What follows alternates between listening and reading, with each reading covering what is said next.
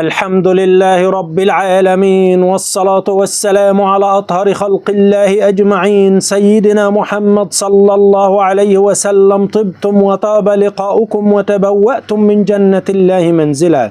إذا رأت المرأة المتزوجة أنها تركب الناقة في المنام علامة أنها تحمل حمل غير راغبة فيه، والله عز وجل أعلى وأعلم. إذا رأت المرأة المتزوجة الناقة في المنام علامة على صلاح أولادها في الحياة، والله أعلى وأعلم. إذا رأى الرجل أنه يشرب من لبن الناقة في المنام علامة على شفاء جسده من كل داء أو مرض، والله أعلى وأعلم. إذا رأى الرجل المتزوج أن الناقة تطارده في المنام علامة أن زوجته تشك فيه وتغير عليه بطريقة مبالغ فيها في الحياة، والله عز وجل أعلى وأعلم. إذا رأت المرأة الحامل أنها تركب الناقة في المنام علامة على تجاوز صعوبات الحمل، والله عز وجل أعلى وأعلم. إذا رأت المرأة الحامل أن الناقة تدخل بيت مظلم علامة على موت الجنين، والله سبحانه وتعالى أعلى وأعلم.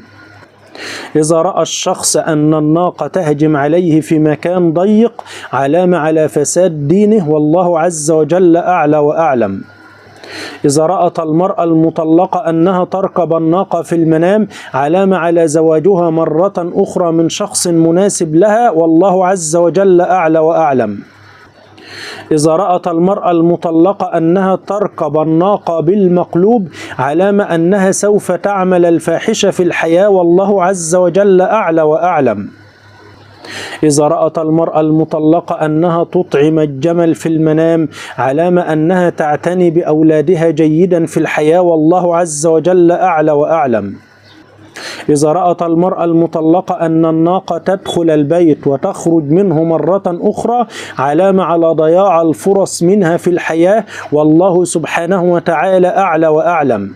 إذا رأت المرأة المتزوجة أن الناقة تدخل بيتها وتأكل من بيتها علامة على سعة العيش في هذا البيت الأيام القادمة، والله سبحانه وتعالى أعلى وأعلم.